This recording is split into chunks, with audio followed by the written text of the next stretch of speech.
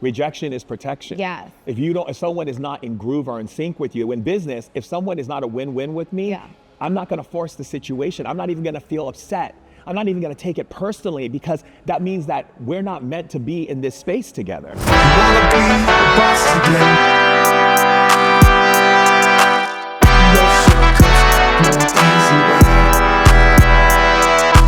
You wanna be a boss today.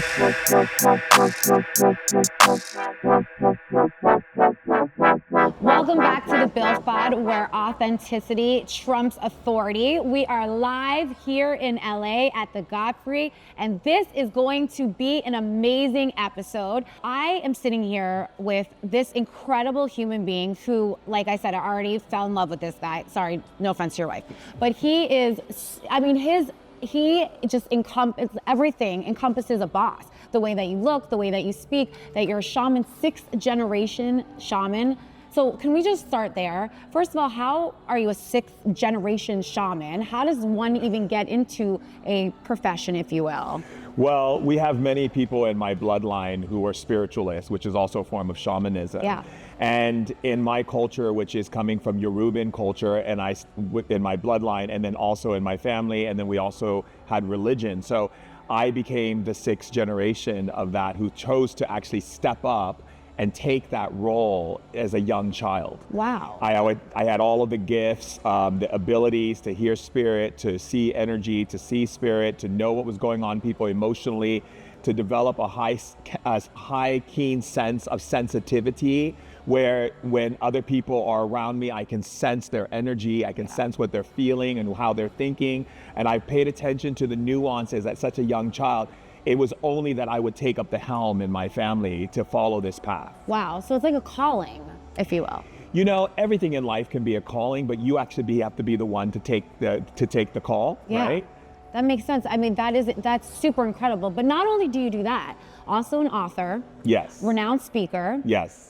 Part of the royal family. Yes. That's interesting. We have to know the story behind that. I have to ask you how you made. I mean, you're just full. What is there anything else that I need to know? Anything else you want to share? You know, I'm just a normal guy who loves people and wants to see people rise and put the power back in their hands and be self-independent and authentic to who they are, and not walk the earth and think that I have to change myself or fix myself to meet the ideas or the demands of other people's ideas and opinions. Hence why you're the first Black royal. Yes. Can we just talk about that for a second? Let's just get a little authentic. How does that feel? I feel like for me, you know, when I came into the family, I didn't look at it like, wow, it was this really big thing, but I know it's a huge thing for the world because of me breaking that wall, breaking that barrier. There's been many Black women in the royal family, but I'm the first Black male in the royal family, in the European royal family. So it's not just Eddie, it's one of the oldest families in the world, and the traditions and everything. And I think for me, it's great because I get to bring in a new energy. Yeah. Because I'm not the guy who goes in and just allows things to be. I'm a change maker, I'm a disruptor, and I'm a lover, and I speak my truth, but from diplomacy and love. Yeah. And I think that when people experience me in the family, I'm also very cordial. I was raised with great respect, so I know how to fall in line with the traditions and the customs, even though I had to learn them and make them my own. Yeah. But also I keep my sovereignty and my truth of who I am, so that never gets misplaced. I love that. I absolutely love that, because I can only imagine, but I feel like it's not uncomfortable for you. It might be uncomfortable for others, but not for you. And you would think we've come such a long way that you're the first Black male. Like, that to me is crazy, just because we really haven't come that far, obviously. And here you bring this amazing piece to the family. I'm sure they have to love you. I'm sure they have. Yeah, my in-laws and my brother-in-law, my sister-in-law, they definitely love me. And even my brother-in-law said once to me that it's a privilege to have you in the family. Oh, I love that. Yeah. Oh my God, so how did you meet the Princess of Norway? I was living in London. I'll give you the short story, okay? I was living in London. I was coming to LA. I was getting my own talk show at Paramount Pictures. I was on this show as a regular called The Doctors. And I was working with Travis and all the different doctors. I was the one who did the health and wellness panels on The Doctors TV. And when I was in town, one of my friends, Milana Snow, who's an actress, she's also a health wellness guru and an amazing actress and model. She came over and she said, we did some meditation, we did some healing, and at the end of it, she said, you know, I feel like God has been pushing me to introduce you to someone. And I said, okay. She's like, are you dating anyone? I said, no, I'm not dating anyone. Right now, my relationship is with God, me, and the people. And she said, well, I really feel like you need to meet this woman. And so I was like, okay, I'm open to it. She's like, I'll set up a date for you. So she tells the woman, you know, about me, and she agrees. And she calls me up and she goes, and by the way, I need to let you know a little bit about her. And I said, well, what about her? She said, oh, it's Her Royal Highness. And I said, Her Royal Highness, you mean that's what she calls herself? She goes, no. She's the Princess of Norway. She's a part of the European royal family. And I said, oh, okay, that's probably not going to work. So I canceled the date. Go visit my friend Dave Asprey. While I'm with Dave, his person who works in his company, who runs his company, is this beautiful woman named Selena. Selena says to me, I had a dream about you last night that you were running from something. Are you running from something? I said, well, I mean, if I think about it, I was going to go on this date, do a blind date with this woman who happened to be a princess, but she'll never understand me because I'm a very different type of person, and I don't know if I want to get all wrapped up in that, you know? And she goes, well, what if she's the one? What if she's the one you've always been waiting for? And because you have this idea or this model, you're going to miss this opportunity. You need to go back and set it up with her. So I called my sister and I said, look, make this thing happen. See if she'll see me again after I cancel it. She probably doesn't want to see me. I don't know, you know? And she was like, oh, this guy's, you know, funny, but I'll go and I'll do it one more time because she felt it. So you know, I'm with my manager, who's my niece, Alex, and we're at the house, and we have my assistant went out and got Gratitude Cafe, set it up in the dining room. She comes over with her person who's with her, walks in the door, looks at me 1 second, and boom, all of my memories of our past lives came back. And she felt it too. She looked at me, first thing came out of her mouth is, I remember you. Oh my gosh. All of a sudden, this word came out of my mouth like we were destined to meet before time. I don't even know why I said that because that's not how I usually speak. That's kind of corny. She kind of thought it was corny, but whatever, you know, you have the corny moments in life, right? So she comes in, we end up talking, having a great conversation. And at the very end of that, we spend a little more time together, but then I have a lot of stuff because, you know, I got things to do. She got things to do. And she left, and then she came back and was like, can I have your number? After that, we were on the phone every single day for 4 hours, 5 hours, 3 hours, to the point where at that time, this was when the Game of Thrones was like hitting really hard, right? And all my family and all my friends were like, you cannot come over if you're gonna talk about Princess Martha. Like, you just can't do it. Like, so they literally were like, don't even bother coming over if you're going to talk about Martha. Like, just don't bother. Did you have to call her Princess Martha when you? No, I call her Martha. Okay. Yeah. Not your highness. Yeah, no. I don't play that. No.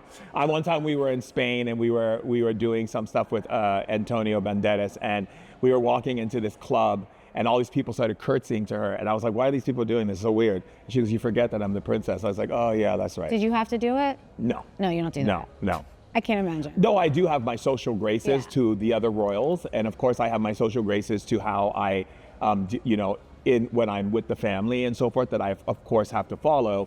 But when we're together, she's my best friend. She's my lady. You know what I mean? She's my queen. And so for me, we don't have that. We're transparent. We're honest about everything. We love each other. We're friends. We play video games together. We do everything together. She's super intelligent. She's such a genius, and she's a powerhouse. She's a boss lady. She's written 6 Hay House books. She's champion horseback rider. She won the Guinness World Record for gold medal for cross country skiing. The woman is paramount, and she matches my swag. And so for that, I feel that we're such a power couple. So it works perfectly. I love that. I absolutely, that's a true love story. And you just got married last year. We got married in August 31st. That's so crazy. And then how long after that you guys met did you guys get married? I think it was about 6 years.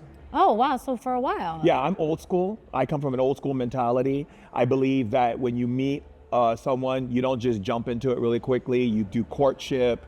You know, you get to know each other, you build a strong foundation before you try to build anything else. So I needed time, she needed time, so that we can really solidify. Because when you go into a woman's life, it's got to be something you're really cherish and you commit to. I don't believe in playing games, you know. I want something that's lifelong lasting so I can build. She also had kids from her marriage before.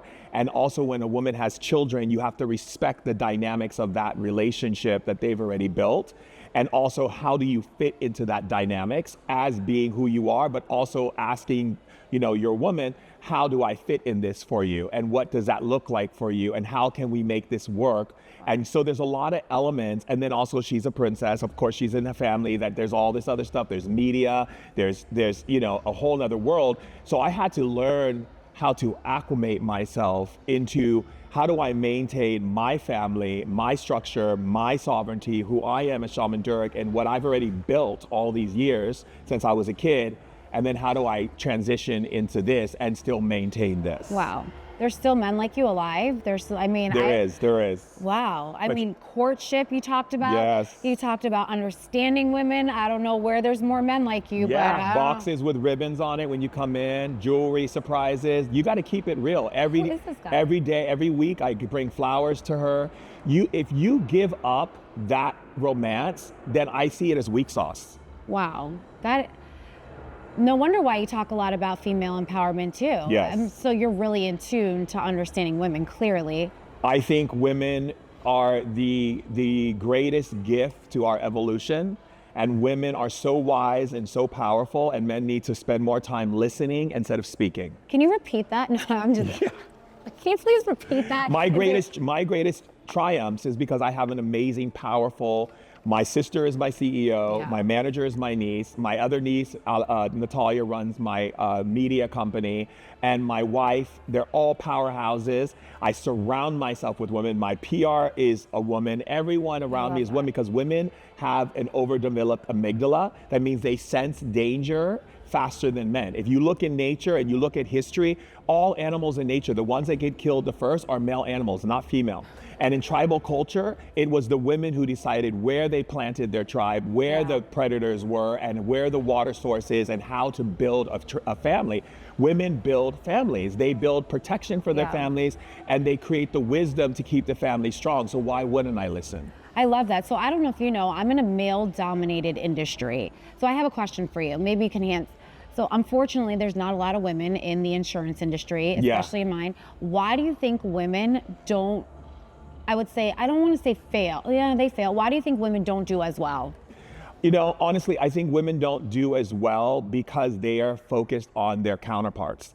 They are trying to compare themselves to someone that they'll never be compared to. They have to set their own roof, set their own place. They have to ground themselves in who they are and build from that place, not through comparison. One of the biggest things I find in any industry when it has women in, if it's finance, if it's being a CEO, if it's being a famous actress or whatever, you have to realize that this world is built on how you perceive it, not how you compare yourself to it. Yes, amen. It's so true. And that's the biggest problem that we have in our business, is that women are so fake. Because it's funny, I didn't even realize, I probably would say until 10 years in, that I was in this male-dominated space, because I always just saw myself as equal to everybody else. Right. But then I started to understand that women don't do well in it. I think there's a few reasons. I mean, going on to rejection, and there's like there's a whole other. But there is no such thing as rejection. Rejection is protection. Yes. If someone is not in groove or in sync with you in business, if someone is not a win-win with me, I'm not going to force the situation. I'm not even going to feel upset. I'm not even going to take it personally, because that means that we're not meant to be in this space together. Yeah. You see, people excel when they recognize who is in the space that allows them to grow together. So there is no such thing as rejection. I canceled that idea out a long time ago. Rejection is protection. I need you to talk to the women in my business more and explain this theory, because you do talk a lot about women empowerment. Yes. And you speak all over. So let's talk a little bit about that. So you talk about women empowerment and how, you already told me, because you have a lot of powerful females around you, but why are you so passionate about that and spreading that? You know, the reason why is because I believe that everything has a place in its existence, right? Women would not be able to give birth if there wasn't a spiritual, deepening reason of why they have the ability to bring life through their body, and men don't. right? And I look at it from a spiritual point of view. The spiritual point of view is what? Women bring life. So women protect life. And if women protect life, then they have the knowledge and the wisdom and the know-how to create a space that is capable of protecting life. Wow. Yeah. Well, if that's the case, then that means they have knowledge and wisdom that allows life to move forward. And if they have that, then they also have the ability to know what makes life not move forward. So then it's a no-brainer. I need you to come talk to all the. Will you commit to this for me? Will you come talk to them? Yeah, you let me know. Let my manager know I'm there. Because you know what's funny, and I'm sure you know this, that the women that do well, they do extraordinarily well in the business because we do very well with, anything. We're nurturers, and the quality of our work is really, really good. But the one thing that we have a problem with is keeping women in the business. I need you to come. You have to commit to coming and talking to them. It's so important. Well, you know, the biggest reason why, the biggest issue that I find with women when it comes to your situation that you're talking about, and this is something my spirits were just talking about just now with me, is that they go to burnout. And the reason why they go to burnout is because women base their equanimity and who they are based on what they create and what reactions they get from what they create. Yeah. The validation, the acknowledgement, the appreciation. And when they don't get that, they do more to try to get it, and it burns them out because it becomes an act of people pleasing versus an act of I'm moguling, yeah. I'm building my own resource so that I can be an independent woman, right. And therefore I call the shots. Because if you look at it from ancient tribal culture, it was never the men who choose the women. It was always the women who choose the men, right. Because women can look at a man and within 2 seconds decide if that man is the right man for right. her based on every aspect that she's looking for. It's not the other way around. Yeah. We shifted that and we changed that in the way we operate in society because women thought, okay, I'm not gonna get love, he's gonna leave me, I'm not gonna have what I want, I'm not gonna be respected, no one's gonna give me an opportunity, so I'm gonna play small or burn myself out through people pleasing and not allow myself to see the power and the wisdom and the yes. grace and the beauty and yes, I love it. Yes, I need more people like you around. I love it. I am telling you, it's so funny that women don't realize, my mom used to tell me, and you're gonna laugh, she used to tell me the power of the P, it's a real thing. I did not understand what that meant. She used to tell me I was little, but I understand what that means. I definitely understand what that means because it's true. It's true. It is so true. Women have a higher advantage if they would just take advantage of it and no more people pleasing, stop falling victim to society and what they think. And we were talking about that, who cares? Exactly. Live your truth. Exactly. You might not be everybody's cup of tea, but live your truth. Exactly. And I think people appreciate it. I was having an argument because I was telling you before I came in, I was literally arguing with one of the leaders that I was with, and he was saying nonsense. But you know what? I didn't back down on my argument. I didn't care because that was the truth. And sometimes women, we feel like we need to back down or, be seen and not heard. But a woman that has a voice, I don't know about you, but I think that is the most empowering tool ever. That is the most important thing in my evolution, is to create space for women's voices to be heard. One of the biggest things that I tell a lot of my female friends who are married to a lot of my male friends is don't argue with men, because women have estrogen and men have testosterone. Yeah. Estrogen burns out, okay? So if you argue with a man, he will argue with you because he has testosterone. It will never go away. Yeah. So what you do is you stop, you come into your sovereignty and you say, I have some really great information to share with you that could benefit you. When you're ready to hear this, let me know. And that's it. And what happens is men go, what does she have that I don't know about? Because what men want to do is they're not arguing with you because they're trying to stop you from whatever. What they want to do is they want to burn you out and also play a game of who's going to win the burnout. And you'll never win an argument with burnout when you have estrogen in your body. So you have to play a different game. You have to play the wise queen. You have to sit back and go, I hear your points. I've got your points. I'm taking it all into consideration. However, I have some really amazing things that I think could really add to this conversation. But when you're ready to talk about it, let's talk about it. If a man tries to argue with you, be like, I don't get into arguments. So when you're ready to talk at a time where we can have a very great conversation, we can honor each other's points of views, we can have this conversation. Because then you're taking your power. You're not throwing your power into an empty barrel of nothingness, because that's what men like.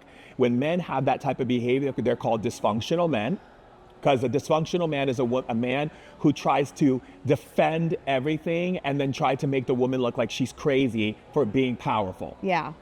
And anyway, if that kind of man is in your life, you don't want that kind of man. You want a man like me who respects power. I don't know. I might have too much testosterone, though. Even if you have too much testosterone. I don't stop. I'm like, oh, this is how it has to be. But then that means that you want to win a point, and that you've already lost, because there's no winning any point, because you're not here to prove anything. You're only here to state facts. Yeah. And if someone's not ready to hear facts, you're wasting energy. Yeah.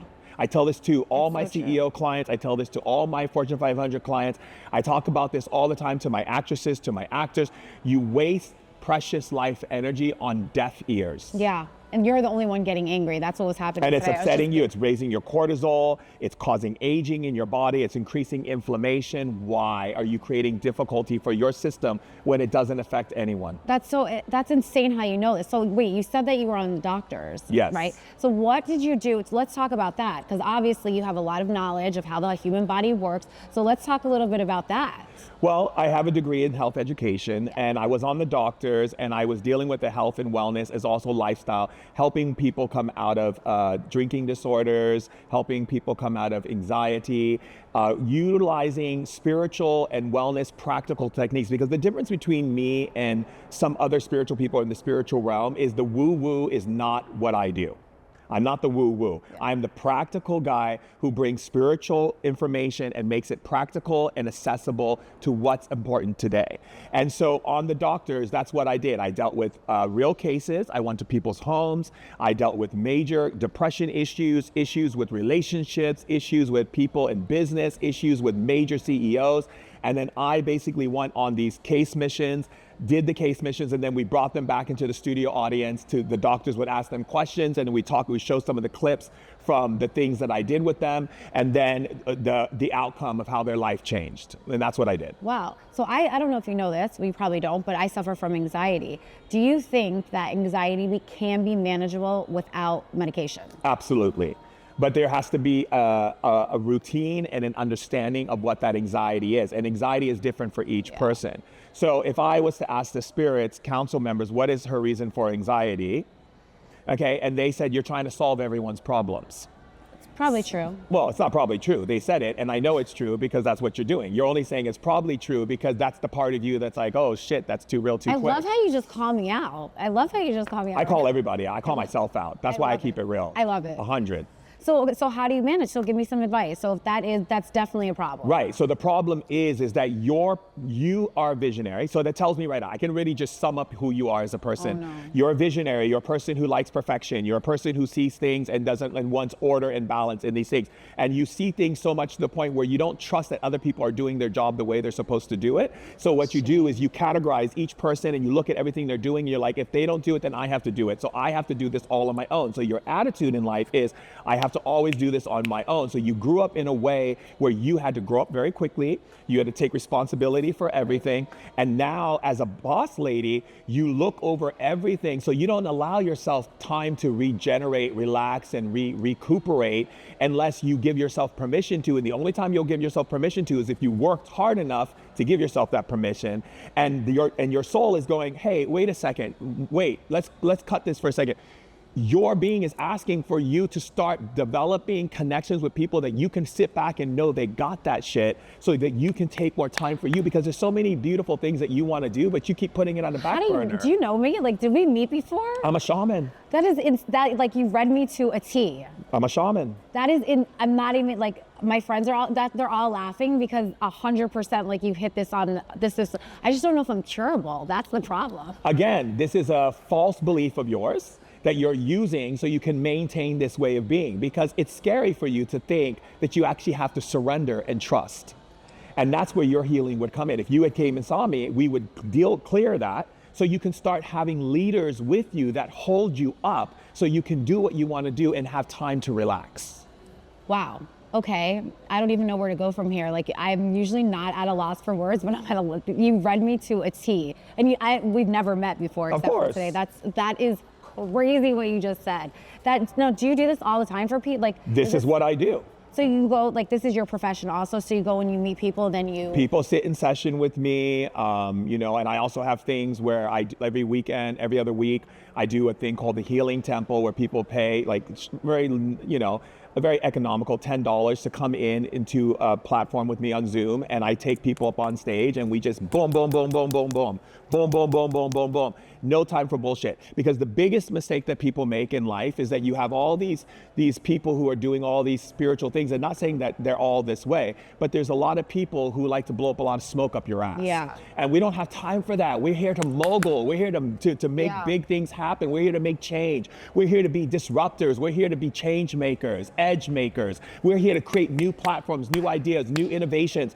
We don't have time for people sitting there tiptoeing around our discomforts. I don't tiptoe around people's discomfort because I'm not in this for the win game. I'm not in this for you to be like, oh, Durek, you're so amazing. I already tell myself I'm amazing. God tells me I'm amazing. I don't need to, if people want to say what they want to say, they're going to say it. What I'm here to do is hold space for you and your power. And if that's what true love is about. You love someone, you see everything. That's what makes a shaman. We have great, deep, deep love. So when I love you, because I do, I can see it all I can see everything you're doing. I can see everything that everyone in this room is doing. So crazy. Wow.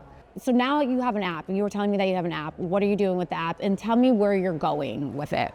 So the app was created with my family, and our intention was to create a platform that gives people a community to grow spiritually and intellectually and in their emotional intelligence, but also to be able to do the meditations that are different than anything ever created in the world. Because meditation can be very boring and actually just relax you, where this app actually activates you. It activates certain parts of your brain very quickly in 5 minutes, 10 minutes, that's it. We don't, like I said, we don't have time. Like, no, like, close your eyes and... You can close your eyes and for 5 minutes get completely reconditioned, and your brain, like, I have doctors writing me, psychologists, I have CEOs going like, what the heck is celebrities writing me? Oh my God, I was going on the red carpet, I did your meditation activation and I feel lit.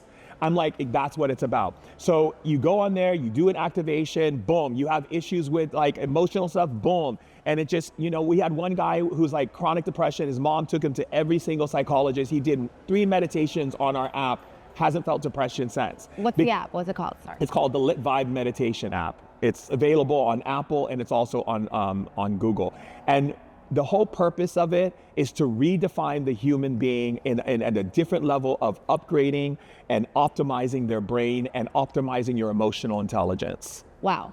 So I mean, I'm one of those people that are like, I don't know about the meditation thing. I don't know if I can because really do you it. probably experience a lot of meditations that are pretty flat and boring. Yeah, that's what happens. Like at the end, close your eyes, sit together, like, and then I'm just like, oh, I can't. My mind doesn't even turn off. I'll try. I'm willing to try. I'm willing to try.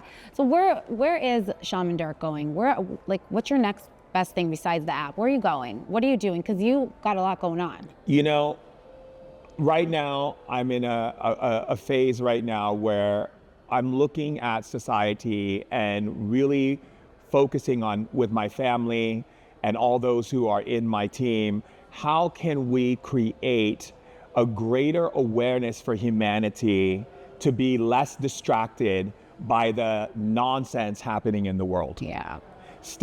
My focus is to get people's mind to stop being distracted and being reactors and start being people who stay their course, stay their lane for greatness. Yeah. So I have a TV show that's coming out on Netflix soon that will be coming out. I've got all these amazing opportunities that are going to be about me giving to the people, for giving a voice for women, to helping more people come into their power.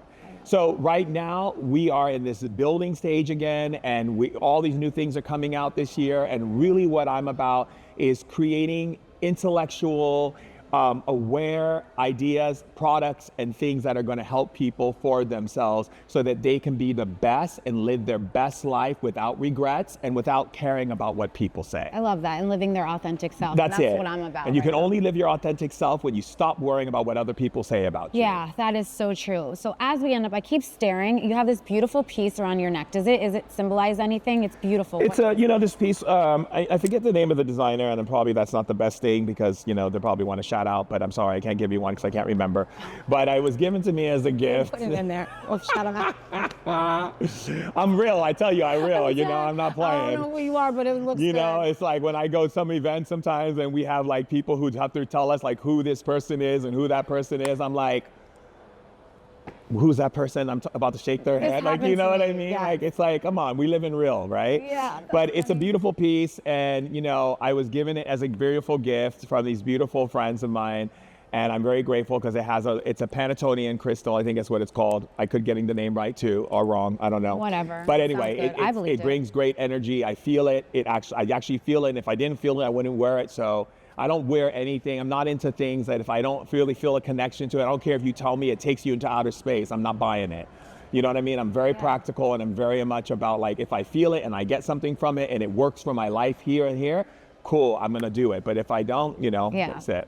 I love that. And my last question for you, balance. How do you juggle? I mean, you got a lot going on. You're in the royal family, which I'm sure is a job in its own, or a career, not a job. You're doing that. You have your own stuff going on. You're trying to spread greatness throughout the world. Not trying. I'm not trying. You are. You're doing. You're doing. I love it. Words are codes. You're definitely, yes. You're doing greatness. You are greatness. You're spreading greatness. How are you balancing all of this? You know, I am a person that the first thing I do when I wake up in the morning is I spend time with God. I pray, I meditate, I pray for my family, I pray for my friends, I pray for my whole team, I pray for my wife, my kids. And then I take time to meditate, I take time to acknowledge my thoughts and where I want to go with my thoughts and what type of thinking process I have. And then I also play. I'm a kid. I play video games.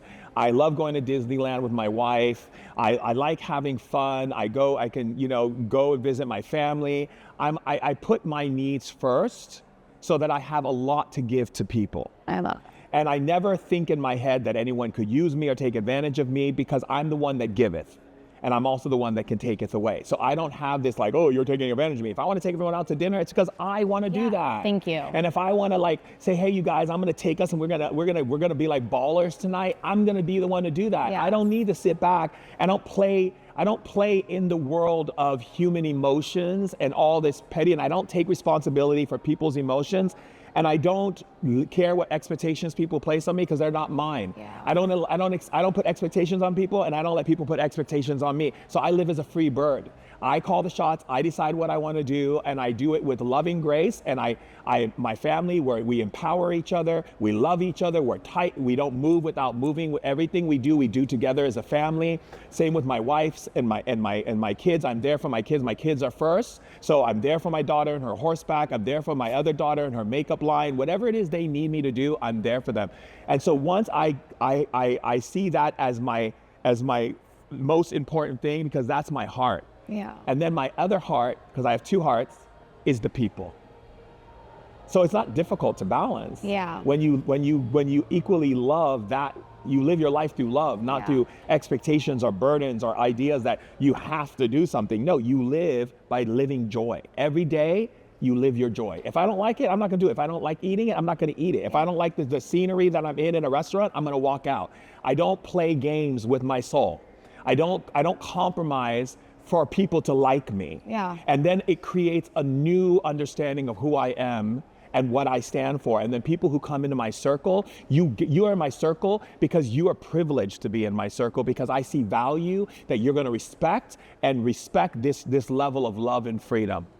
Incredible. I hope anybody that was watching today got a million nuggets, because I mentally did. I mean, you brought up so many, just in this 45 minutes, you brought up such incredible points that I hope everybody takes in. You know, mind, body, soul, family, loving yourself, because without loving yourself first, you cannot give out love to anybody. We're like a car, right? You have to refuel yourself, and there's nothing wrong with doing for yourself before everybody else, because you have to refuel with the things that you love. Question, if people want to get in touch with you, where can they find you? They can go to me on Instagram. They can go to shamandurek.com. Everything is available on Instagram. We have a link tree. They can click on that, find out information. If they want to get my book, they can also find that in those same places. Everything is available there. It's easy. Shaman Durek, I don't even know what to say, how to end this, because you really took my breath away today. It was such a pleasure. I hope you had as much fun as I do. Until next time, you are incredible. Thank you so much. Thank you, darling. That was amazing.